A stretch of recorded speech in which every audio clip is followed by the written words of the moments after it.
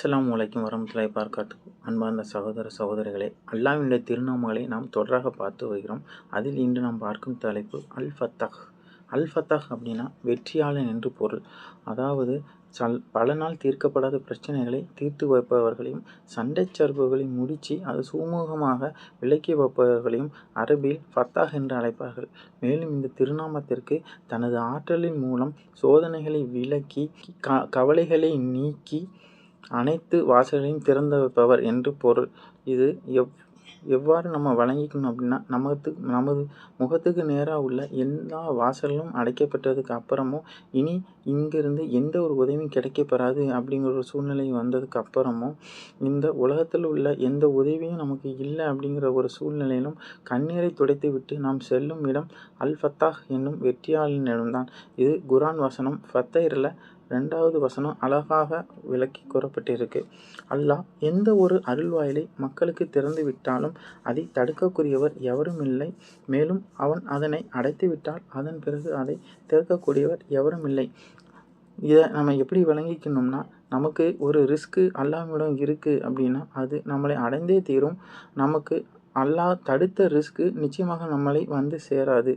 ஆகவே பொருளாதார பிரச்சனையில் உள்ளவர்கள், குடும்ப பிரச்சனையில் உள்ளவர்கள், திருமணமாகாதவர்கள், இன்னும் மன கஷ்டத்தில் உள்ளவர்கள் போன்ற எல்லாருமே நாம் செல்லும் இடம் அல் ஃபத்தாஹ் என்னும் வெற்றியாளனிடம். நிச்சயமாக அவன் அதை தீர்த்து வைப்பான், நமக்கு உதவி புரிவான். இவ்வாறு திறக்கப்பட்ட அல்லாஹ்வின் அருள்வாய்களை பார்க்கலாம். இதுக்கு ஒரு சிறந்த உதாரணமாக பத்ர் யுத்தத்தை சொல்லலாம். பத்ர் யுத்தத்தை பார்த்திங்கன்னா மொத்தம் முஸ்லீம்கள் 313 பேர் இருந்தாங்க. ஆனால் நிராகரிப்பாளர்கள் 1000 பேர் இருந்தாங்க. அவர்களிடம் 100 குதிரைகள் இருந்தன. முஸ்லீம்களிடம் 2 குதிரைகள் மட்டுமே இருந்தன. மேலும் அவர்கள் சரியான திட்டமிடுதலோடு வந்திருந்தாங்க. ஆனால் முஸ்லீம்களிடம் அப்படி எந்த ஒரு திட்டமிடுதலும் இல்லை. இந்த சூழ்நிலையில் நபி ஸல்லல்லாஹு அலைஹி வஸல்லம் யாரிடம் சென்று முறையிட்டிருப்பாங்க, யாரிடம் சென்று உதவி கேட்டிருப்பாங்க? அது நிச்சயம் ஃபத்தாஹ் என்னும் வெற்றியாளனிடம்தான். அவர்கள் தனது 2 கைகளையும் உயர்த்தி தனது மேலாடை கீழே விழும் அளவுகளுக்கு கையை உயர்த்தி துவா செஞ்சவனாக இருந்தாங்க. இதை பார்த்த அபூபக்கர் ரலியல்லாஹு தஆலா அன்ஹு அவர்கள் அவரிடம் ஆறுதல் கூறினார்கள்.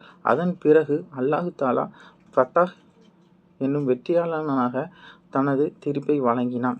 அன்ஃபால் வசனம் 9ல் தெளிவாக குறிப்பிடப்பட்டிருக்கு. உங்கள் இறைவனிடம் நீங்கள் உதவி தேடி முறையிட்டு கொண்டு இருந்ததையும் நினைத்து பாருங்கள். அப்போது அவன் பதிலளித்தான், 1000 வானவர்களை தொடர்ச்சியாக அனுப்பி திண்ணமாக உங்களுக்கு உதவி புரிவேன் அப்படிங்கிறத தெளிவாக சுட்டி காட்டுறான். ஆகவே அல் ஃபத்தாஹ் இருக்க கவலையை அவனிடம் நீங்கள் முறையிடுங்கள். நிச்சயமாக அவன் உங்களை எதிர்பார்த்து கொண்டிருக்கிறான். அதையே அவன் விரும்புகின்றான். அதை அவன் நிறைவேற்றியும் வைப்பான். இதே போன்று அபண்டமாக பழி சுமத்தப்பட்டவர்களுக்கு அல்லாஹ் தஆலா எவ்வாறு வெற்றியாளனாக இருந்தான் அப்படிங்கிறத பின்வரும் தொடர்களை நாம் பார்க்கலாம். அஸ்ஸலாமு அலைக்கும் வரஹ்மத்துல்லாஹி வபரகாத்துஹு. வல்கிதாபில் முபீன் இன்னா அன்ஸல்னாஹு ஃபீ லைலத்தின் முபாரகஹ் இன்னா குன்னா முன்திரீன். ரமதான்